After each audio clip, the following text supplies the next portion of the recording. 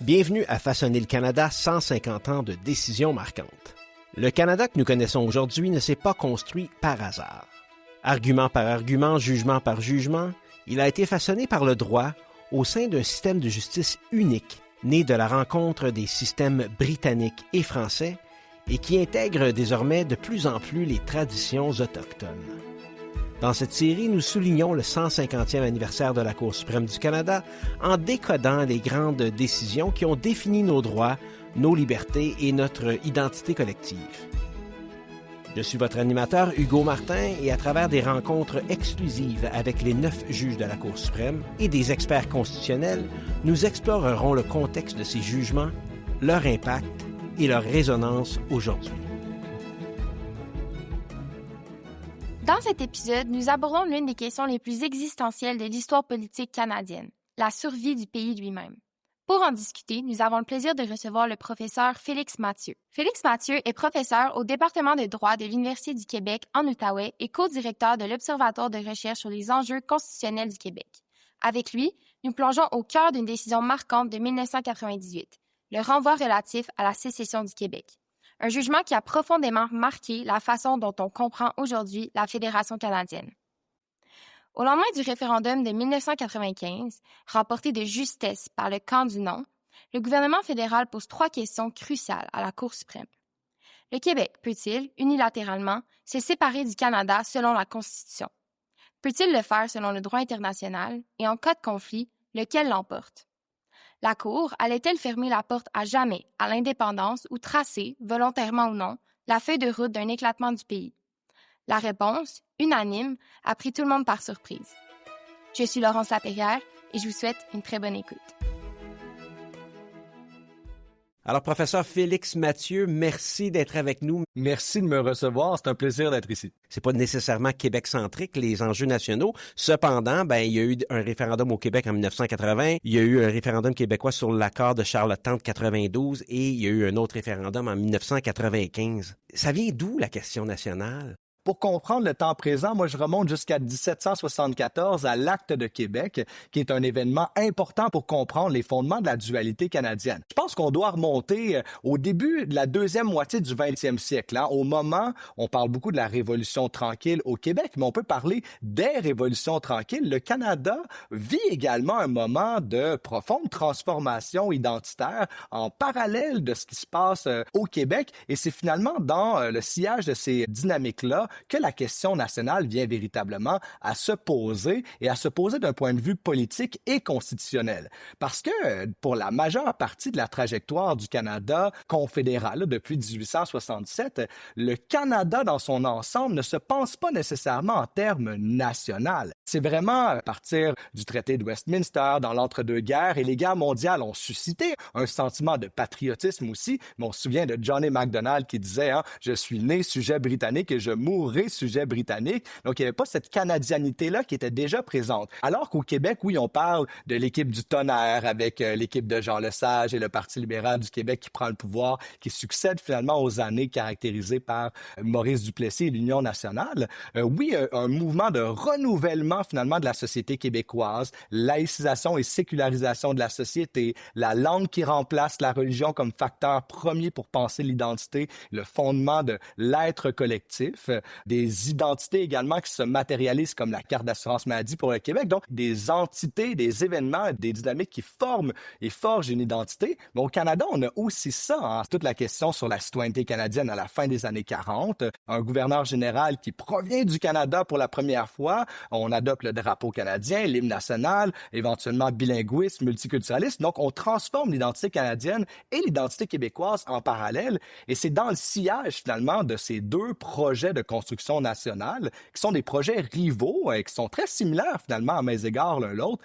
Et c'est vraiment dans ce contexte-là que le théâtre politique et constitutionnel va prendre forme, oui, à partir de la création du Parti québécois qui prend le pouvoir en 1976. Et c'est lorsqu'il annonce, nous allons tenir un référendum sur l'indépendance du Québec. On ne connaît pas encore exactement les modalités que ça va prendre. C'est la souveraineté association qui va colorer finalement le référendum de 1980. Et c'est vraiment à ce moment-là que les dynamiques vont un peu se cristalliser pour les décennies qui vont suivre. À quelques jours du vote du référendum de 1980, il y a Pierre Elliott Trudeau, premier ministre du Canada à l'époque, dans un discours célèbre au centre Paul Sauvé, il va dire, je vous invite à voter pour le non. Et si on vote pour le non, on va interpréter ça comme une volonté de transformer le fédéralisme canadien. Ça a effectivement mobilisé beaucoup de gens. Et c'est dans les semaines, les mois qui vont suivre qu'on va rapatrier la Constitution et se doter d'une procédure de modification constitutionnelle en bonne et due forme chez nous. Mais dans la ronde constitutionnelle de l'automne 1980, ici, on va se réunir et le Québec se sent trahi par ses alliés dans la fameuse nuit des longs couteaux entre le 3 et le 4 novembre pour se dire, finalement, nous, on n'est pas partenaire à cette proposition-là. L'Assemblée nationale du Québec en vient à voter une motion pour rejeter formellement la proposition qui a été soumise ici. On croyait au Québec qu'on avait ce qu'on appelle un droit de veto sur des changements constitutionnels et finalement, la Cour suprême va rendre deux jugements en 1981-82 qui vont confirmer que le Québec n'a pas de tel droit de veto. On va dire on a besoin d'un degré appréciable de consentement des provinces. Et c'est dans ce contexte-là que le Québec n'a pas signé, n'a pas adhéré à la loi constitutionnelle de 1982, que les tensions politiques vont regagner, mais ils vont redescendre pendant un moment. Le phénomène du beau risque avec les progressistes conservateurs de Brian Mulroney et qui va mener à des rondes constitutionnelles de Meach pour tenter de faire rentrer le Québec dans l'honneur et l'enthousiasme. On va échouer notamment parce que dans la période de 3 ans, le Manitoba et Terre-Neuve ne vont pas ratifier l'entente dans leurs assemblées législatives respectives. Ça fait en sorte que la ronde constitutionnelle de Meach tombe caduque. On a celle de Charlottetown en 1992. Et à ce moment-là, lorsque ça échoue pour une deuxième fois, et là, les enjeux autochtones avaient également été mis de l'avant dans la discussion, ce n'était plus que les enjeux québécois, l'option du oui gagne en terrain. C'était un moment où l'indépendantisme était soutenu par plus de la majorité de la population au Québec. Il y en a plusieurs qui en ont voulu à l'équipe des libéraux de Robert Bourassa à l'époque de dire si vous aviez tenu un référendum à l'époque, le oui l'aurait sans doute emporté dans le sillage du fameux « quoi qu'on dise, quoi qu'on fasse, le Québec est aujourd'hui et pour toujours une société distincte capable de décider pour lui-même pour la suite des choses ». C'est quoi les principales revendications du Québec durant toutes ces années-là? Je crois qu'on peut peut-être les ramener à 3 grands foyers de revendications. La première grande revendication pour le Québec, c'est celle, on pourrait dire, du droit des peuples à disposer d'eux-mêmes. C'est-à-dire la fameuse idée que nous formons une nation, donc nous avons le droit de décider par nous-mêmes de notre être et devenir politique et collectif. Et ça implique la dimension constitutionnelle ici.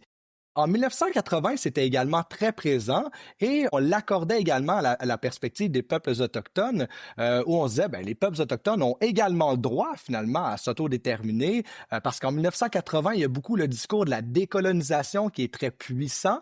Plus largement, il y a également l'idée de la légitimité démocratique. C'est le maître chez nous. Et le maître chez nous va s'accorder avec un deuxième argument, celui de dire, si nous décidons à 50% plus 1 d'entreprendre une démarche, le fondement démocratique ici devrait être suffisant pour nous permettre de se diriger dans cette direction-là.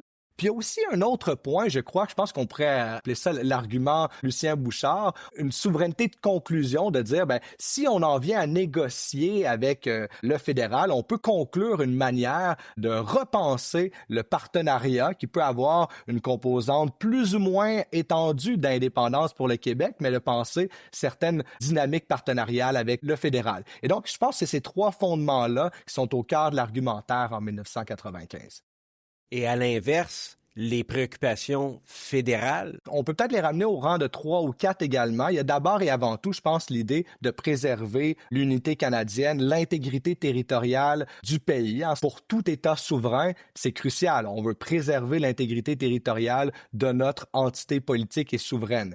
En découle également des motivations économiques et financières, c'est-à-dire qu'on veut préserver l'unité canadienne pour s'assurer qu'on puisse toujours bénéficier du marché qui en découle, mais également des différents points d'entrée et de sortie, que ce soit avec les États-Unis dans ces différentes possibilités géographiques, mais également avec d'autres partenaires européens notamment. Il y a aussi toute la question des frontières et ça nous ramène à l'enjeu notamment de la place des populations autochtones. Qu'est-ce qu'on fait avec les populations autochtones qui se retrouvent parfois entrecroisées croisée entre des frontières qui deviendraient plus rigides ici, mais également le respect du cadre constitutionnel existant. Au niveau des peuples autochtones, il y a eu 3 référendums en 1995 tenus par les peuples autochtones du nord du Québec qui, à la quasi-unanimité, leur population avait proclamé leur maintien dans le Canada avec leur territoire. Après le référendum québécois de 1995, il est apparu que la Cour suprême a été confrontée justement à la question de savoir si le Québec pouvait décider par lui-même de se séparer du Canada. Donc, je vous le donne en mille, chers auditeurs, c'est pas très compliqué. On va parler aujourd'hui avec le professeur Mathieu du renvoi relatif à la sécession du Québec qui a été rendu en 1998. On va retourner à la base, professeur Mathieu. C'est quoi un renvoi? Un renvoi, mais c'est une procédure qui est prévue là, dans notre ordre constitutionnel qui permet à un gouvernement de demander à une cour son avis sur une question qui est particulièrement importante, souvent brûlante d'actualité. Le gouvernement fédéral peut le faire auprès du tribunal de dernière instance, donc la Cour suprême du Canada. Les provinces peuvent le faire également par rapport à leur cour d'appel. Ça permet finalement de venir éclairer une situation souvent ambiguë. On n'est pas certain de la réponse à la question qu'on se pose. Donc, un exemple assez récent, on peut penser notamment au gouvernement de Stephen Harper, qui avait beaucoup d'idées de grandeur pour réformer le Sénat canadien. Bien là, il a demandé à la Cour suprême, est-ce que je peux procéder ainsi? On lui a dit non. Mais les avis de la Cour suprême, lorsque c'est un renvoi, c'est important de le souligner, ils n'ont pas force exécutoire ici. Ils vont donner une indication de l'opinion de la Cour sur un sujet, mais c'est pas une décision à proprement dit qui découlerait là, d'une trajectoire dans les instances judiciaires normales. Ça permet donc de préciser l'action à entreprendre pour un gouvernement ou encore l'action à ne pas entreprendre parce qu'on sait, on connaît mieux les écueils finalement qui pourraient en découler. Le gouvernement fédéral a demandé à la Cour suprême certaines questions. Quelles étaient-elles? On a posé des questions parce que la Constitution était silencieuse. Est-ce qu'une province, le Québec par exemple, peut faire sécession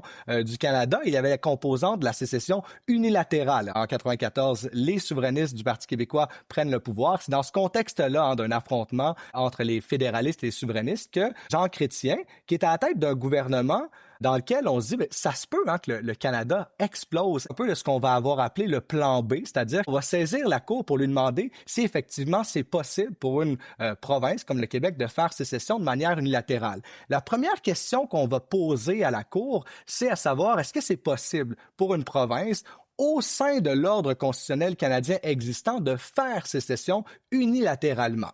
La deuxième question qu'on pose, selon le droit international, est-ce que le Québec peut faire sécession unilatéralement du Canada? Et la troisième sous-question qu'on va poser à la Cour, c'est en cas de conflit, les réponses que vous allez donner à ces deux questions, est-ce qu'il y a une ou l'autre réponse qui en viendrait à primer sur l'autre? C'est les trois grandes questions qu'on pose à la Cour. Donc, en vertu du droit constitutionnel existant au Canada, est-ce que le Québec peut se séparer? Question 1. Maintenant, la même question un peu, mais différemment, posée, c'est en vertu du droit international, est-ce que le Québec peut se séparer? Et finalement, si c'était oui pour la première question et non pour la deuxième question, comment on fait pour arrimer les réponses à ces deux questions-là, professeur Mathieu? C'est un exercice qui est vraiment complexe et une réponse qui est très nuancée au final, et c'est sans doute ce qui explique le succès du renvoi, mais également pourquoi est-ce qu'on en parle encore aujourd'hui et pourquoi qu'un peu partout dans le monde, on s'y est intéressé beaucoup. Parce qu'au final, la Cour dit ni la Constitution canadienne ni le droit international ne prévoient qu'il est possible pour le Québec de faire sécession de manière unilatérale. Mais pour y arriver, la Constitution est silencieuse sur ces enjeux-là. Donc, la Cour a fait preuve d'une certaine ingéniosité pour en venir à réfléchir aux paramètres qui l'amènent finalement à produire une réponse. Et ce que la Cour en vient à faire ici, c'est vraiment un exercice interdisciplinaire qui va joindre à la fois des composantes plus en philosophie politique, une dimension historique, juridique et constitutionnelle, bien entendu, dit, pour répondre aux questions qui nous est posées, on précise ça au paragraphe 1er du renvoi, on doit d'abord examiner un certain nombre de principes constitutionnels sous-jacents. Donc, des principes qui ne sont pas dans le texte de la Constitution,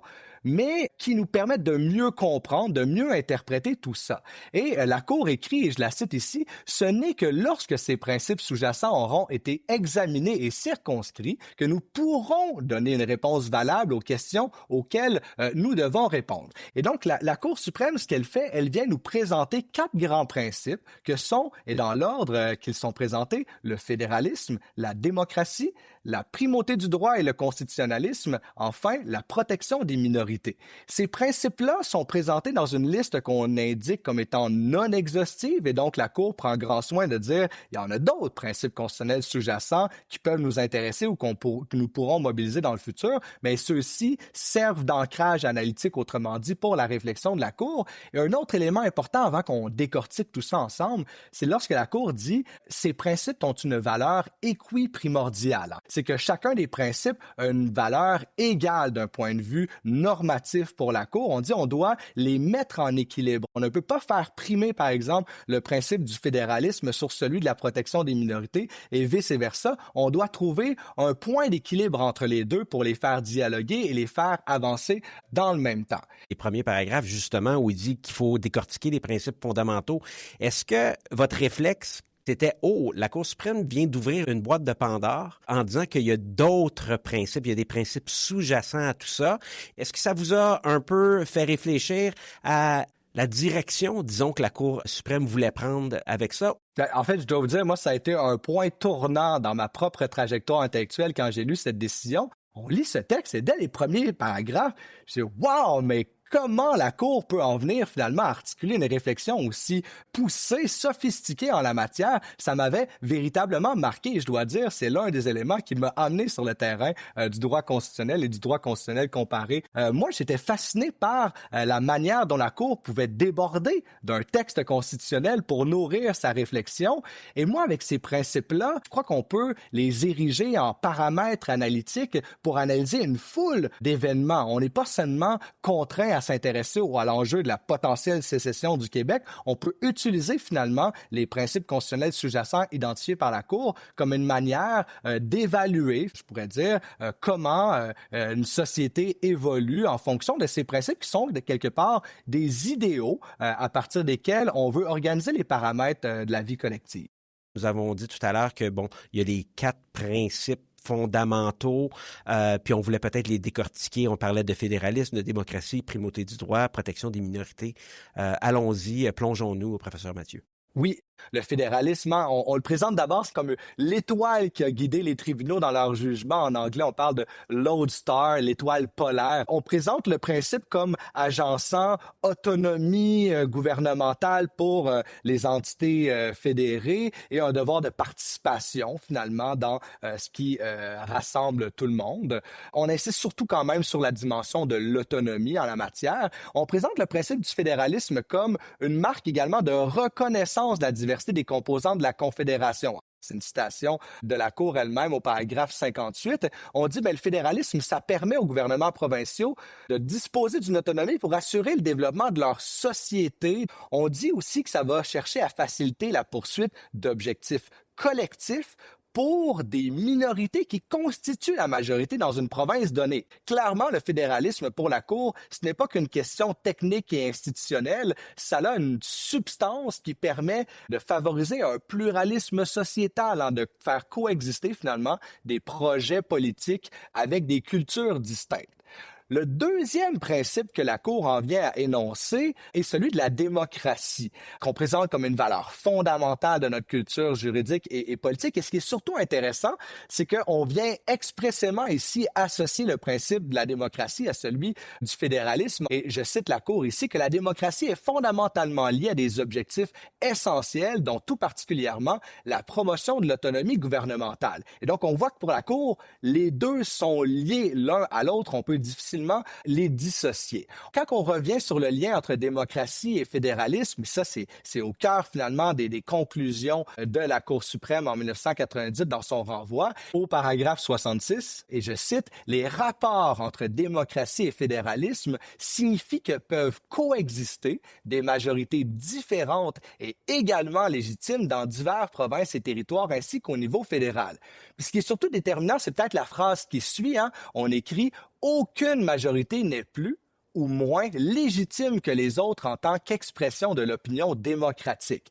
Cette précision sur le concept de démocratie devient très important dans les conclusions de la Cour suprême parce que ce qu'on comprend aujourd'hui de la démocratie, c'est beaucoup la majorité, alors que dans cette décision-là, on a qualifié ce que ça veut dire une majorité dans ce cas précis. Donc, on a parlé de fédéralisme, on a parlé de démocratie et maintenant, on va parler de primauté du droit. Qu'est-ce que la primauté du droit et qu'est-ce que la Cour suprême nous enseigne là-dessus? La primauté du droit, pour aller droit au but, c'est l'état de droit. C'est que personne n'est au-dessus de la loi. Et c'est l'idée qu'il y a une seule loi pour tous. C'est un rempart, autrement dit, contre l'arbitraire de l'État. Et le constitutionnalisme, si on va au plus simple, c'est de respecter la hiérarchie des normes, autrement dit.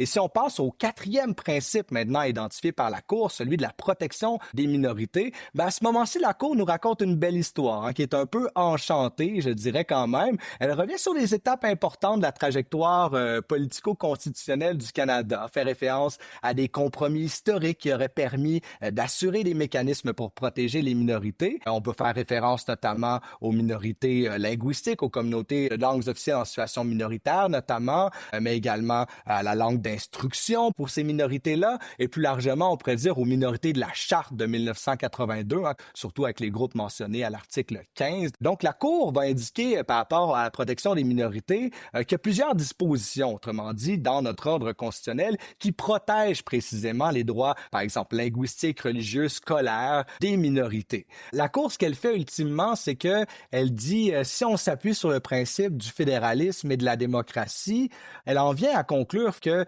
si, effectivement, il y a une réponse claire, une question claire, qu'elle s'emporte finalement une obligation de négocier entre les partenaires en vue potentiellement de modifier la Constitution canadienne en bonne et due forme, ce qui autoriserait finalement, en accord avec la Constitution canadienne, de procéder à une sécession pour une province. Mais dans ce contexte-là, on n'est pas du tout dans la démarche unilatérale, c'est une démarche finalement davantage partenariale, en accord avec la logique des principes du fédéralisme et de la démocratie qu'on a présenté ici. C'est un peu ce qui a permis finalement à tout le monde de crier victoire. Celles et ceux qui étaient pour le camp du non, qui voulaient préserver l'unité canadienne, ont dit « c'est parfait, on a une obligation de négocier, mais on n'a pas une obligation de résultat, donc ça n'arrivera pas. » Et les partisans du camp du oui disent « la Cour suprême nous donne une marche à suivre en vue de réaliser la sécession. » C'est quand même exceptionnel. Et d'un point de vue fondamental, c'est vrai que c'est exceptionnel pour un tribunal de dernière instance d'en venir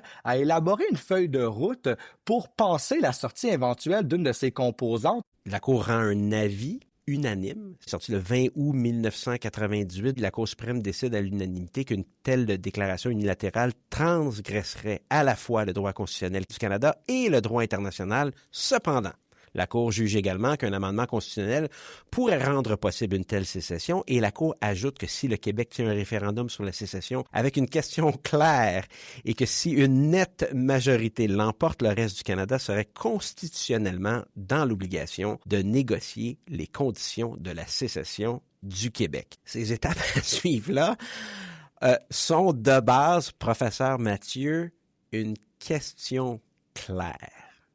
Et ça a fait couler beaucoup d'encre.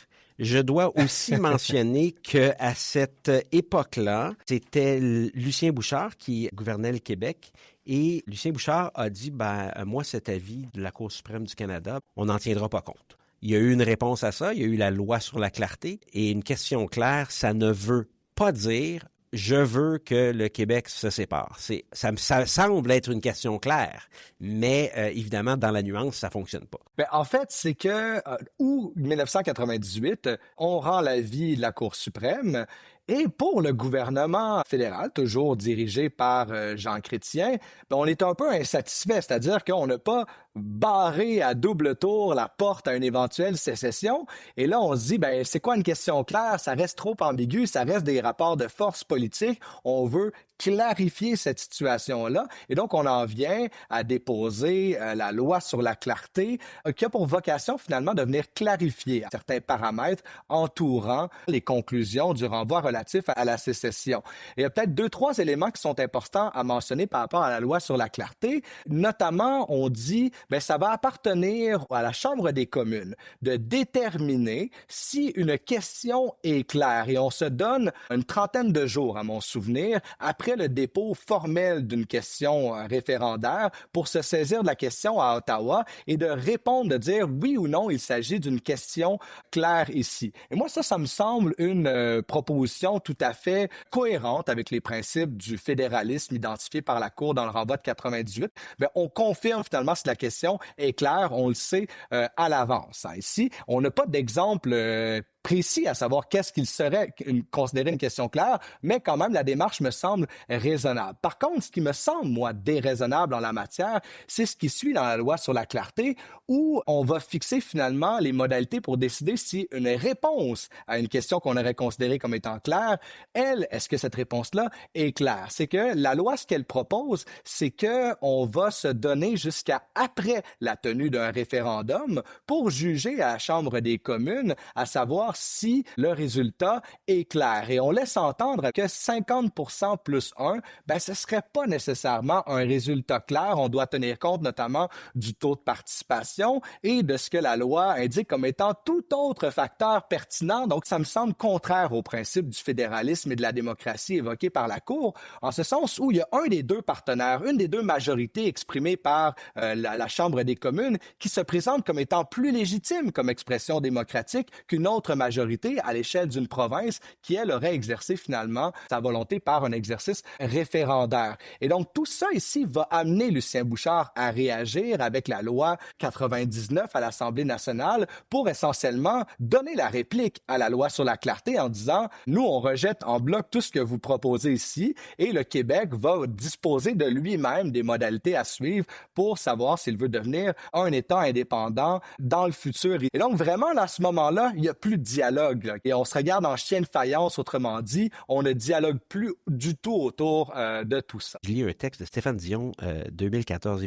Le gouvernement du Québec n'a pas le droit d'enlever le Canada aux Québécois qui veulent le garder. Le gouvernement du Québec n'a pas le fondement juridique qui lui permettrait de contraindre qui que ce soit, le gouvernement du Canada, les gouvernements étrangers, les Québécois eux-mêmes, de reconnaître comme étant le gouvernement d'un État indépendant. La Cour suprême nous a dit « Province, faites une question claire ». Ils n'ont pas dit que le fédéral va approuver ou non. Non, effectivement. En fait, c'est qu'entre les deux dimensions, à savoir le résultat clair, on juge a posteriori, tandis que la question, elle est jugée claire ou non avant la tenue du référendum. Et c'est là que j'ai l'impression que ça vient amener justement un rapport normatif de subordination d'un des deux partenaires dans l'ordre constitutionnel et fédéral canadien, ce qui, ça, me semble contraire aux principes identifiés par la Cour en 1998. Joseph Facal a déjà écrit qu'il faudrait une majorité franche, stable et résolue qui ne variera pas de plusieurs points d'une semaine à l'autre au gré des humeurs. La décision de quitter ou non le Canada est une décision solennelle grave. On ne saurait tirer profit d'un climat enfiévré pour tenir un référendum à la va-vite. Est-ce que c'est un endossement? Le camp du oui est composé de plusieurs branches, on pourrait dire. Il y en a au sein du camp du oui de 1998 à aujourd'hui qui refusent carrément, finalement, la légitimité de la Cour suprême du Canada pour se prononcer sur cette question-là. Et c'est un peu même la posture, en fait, c'était directement la posture du gouvernement du Québec pendant les audiences sur l'avis. On a refusé d'y participer en disant on ne va pas participer à un exercice où 9 juges nommés par le fédéral vont se prononcer sur la capacité du Québec de jouir de son autodétermination politique. Laissons la possibilité d'un prochain référendum de côté, mais est-ce que, en relisant cette décision aujourd'hui, est-ce que vous pourriez affirmer que la Cour suprême du Canada, dans la composition dont elle est présentement, aurait rendu une décision équivalente? Et ensuite de ça, aujourd'hui, est-ce que la sécession d'une province est possible au Canada? Oui. Première question. À mains égards, oui, mais je crois qu'il y a un élément qui est crucial qu'il faut soulever, c'est la question des peuples autochtones. Aujourd'hui, la place que prend les peuples autochtones dans le cadre de notre réflexion collective sur ces enjeux-là est beaucoup plus importante et structurante qu'elle ne pouvait l'être il y a 25-30 ans simplement.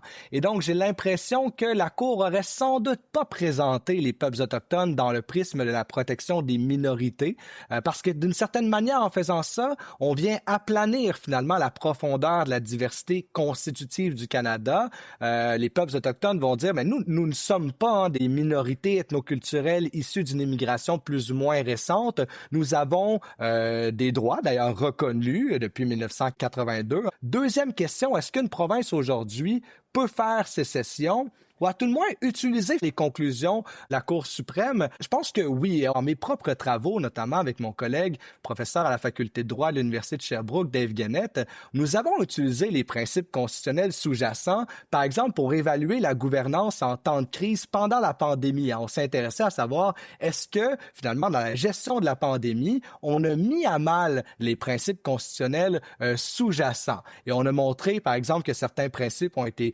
plus résilients. Je pense notamment à ceux du fédéralisme et du constitutionnalisme qui ont été assez bien soutenus. Mais lorsqu'on regarde du côté de la démocratie, on a quand même mis à mal certains exercices démocratiques au fondement de notre légitimité de la gouvernance. Et pour la protection des minorités, on soulevait les populations les plus vulnérables ont été a fortiori affectées par la crise. Et donc, on a quand même échoué finalement à la vivre à la hauteur de tout ça. C'est une manière de montrer que les principes de la Cour suprême sont vivants et peuvent être appliqués à une pluralité de circonstances bien au-delà du sujet précis pour lequel la Cour avait été saisie à l'époque.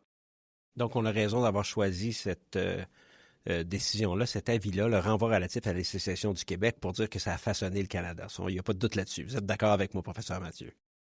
À 100% d'accord. On sait que c'est une décision marquante. Est-ce qu'elle a eu comme conséquence de fragiliser l'unité canadienne? D'une certaine manière, j'ai même envie de dire qu'elle a permis à certains égards de la renforcer. C'est-à-dire que ça permet, d'une certaine façon, je crois, de vivre ce débat à visière levée. Voici les paramètres pour tenir une discussion en vue, finalement, de réfléchir à ces enjeux-là. Et je trouve ça plutôt sain. Et je crois qu'on devrait approfondir ces dynamiques-là. En Espagne, simplement souligner qu'étant donné que la Constitution espagnole suggère et stipule que l'unité du peuple espagnol est une et indivisible, c'est indissociable finalement, que c'est pas possible de consulter une portion d'un peuple qui forme un tout.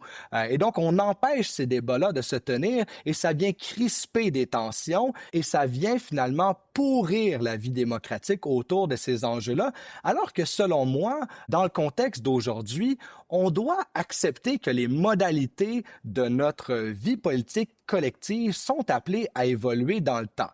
On fait preuve d'une grande myopie historique parce qu'on a à reculer de 50 ans ou encore plus de 300-400 ans pour voir à quel point la map-monde a changé. Et donc, la Cour suprême ici, je la trouve très pertinente pour justement permettre de penser des modalités pour asseoir une conversation en vue de réfléchir à d'éventuelles transformations des projets politiques en Amérique du Nord.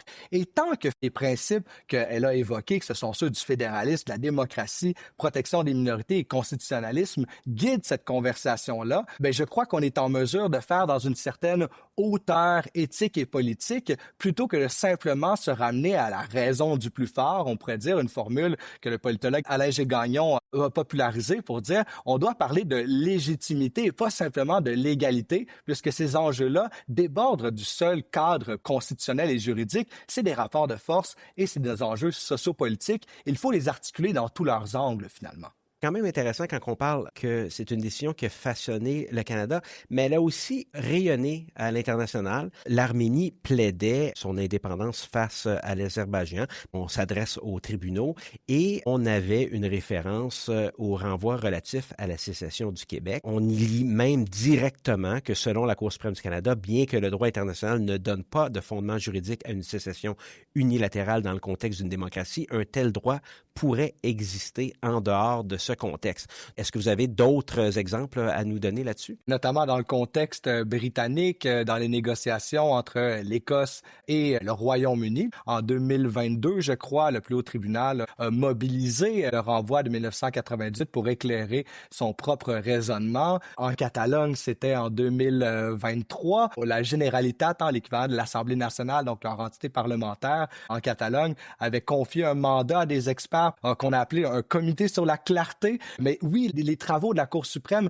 rayonnent à l'international, notamment sur cet enjeu du renvoi relatif à la sécession. Mais au-delà des autres cours qui peuvent s'y intéresser, dans les travaux universitaires qui portent en études fédérales et constitutionnelles, mais aussi sur les travaux sur les nations et les nationalismes minoritaires, c'est un incontournable. Les personnes qui font des recherches doctorales sur ces enjeux-là, ça fait partie de leur liste de lecture prioritaire. Ça devient une fondation d'analyse en vue d'articuler des propositions novatrices, parce qu'il y a également toute une littérature qui s'est développée autour de l'idée de la théorie de la cause juste. Qu'est-ce qui pourrait faire en sorte qu'un peuple, un démos, pour reprendre le terme latin, puisse avoir pleine légitimité de déclarer unilatéralement sa sécession?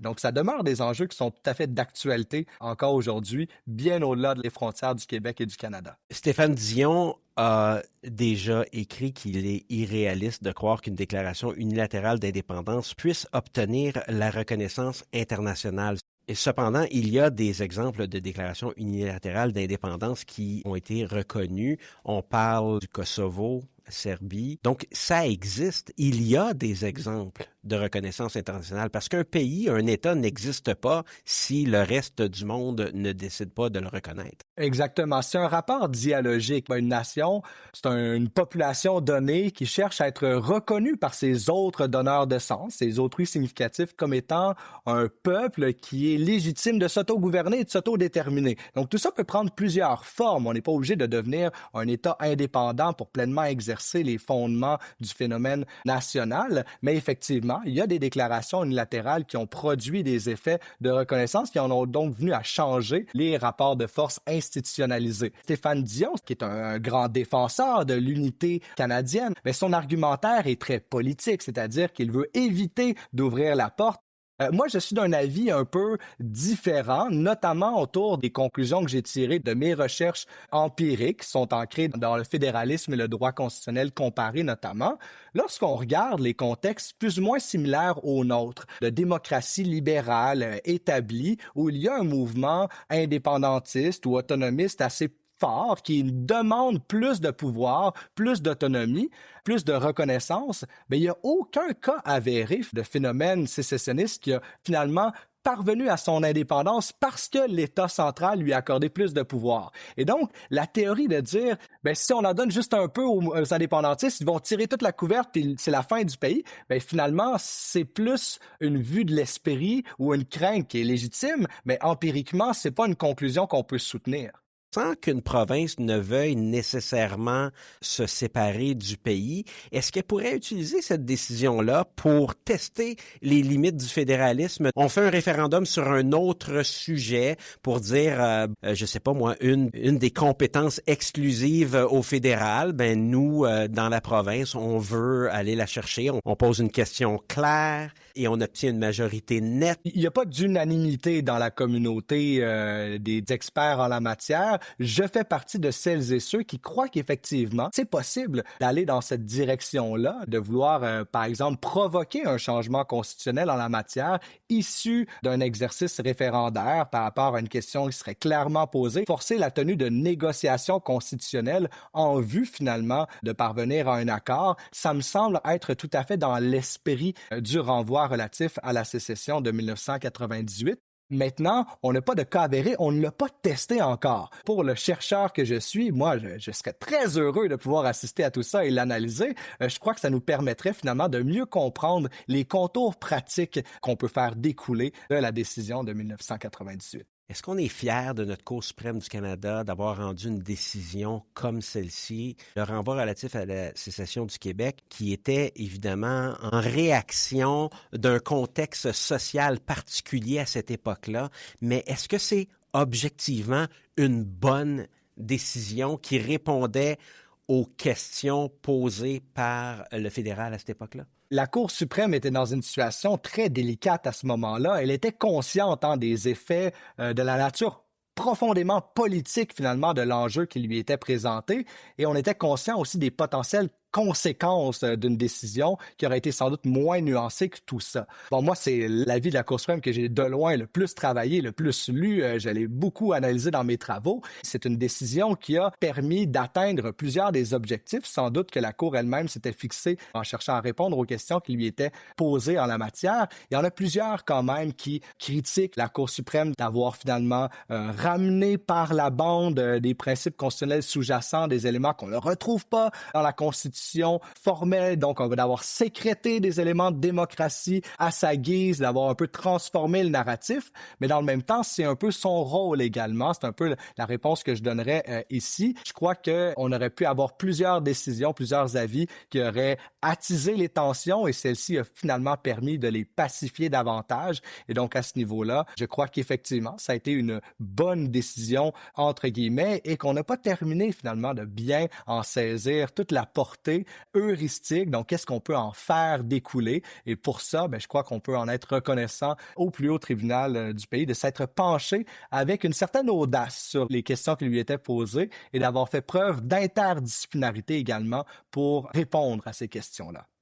Professeur Félix Mathieu, merci beaucoup de vous être prêté à l'exercice, de nous avoir expliqué de façon claire ce qu'est le renvoi relatif à la sécession du Québec. Encore une fois, merci beaucoup. C'est moi qui vous remercie et merci à vous ainsi qu'à toute l'équipe de produire ce balado qui va enrichir notre compréhension des décisions, des avis rendus par la Cour suprême au cours des 150 dernières années. Merci d'avoir été des nôtres pour cet épisode de Façonner le Canada, 150 ans de décisions marquantes. Comme nous l'avons vu aujourd'hui, le droit n'est pas statique, il est vivant. Chaque décision de la Cour suprême ajoute une pierre à l'édifice de notre société. Pour consulter les arrêts discutés et en savoir plus sur nos invités, rendez-vous sur façonnerlecanada.ca et parcourez les notes de l'épisode. Abonnez-vous sur votre plateforme de balado préférée pour ne rien manquer de cette série soulignant le 150e anniversaire de la Cour suprême du Canada.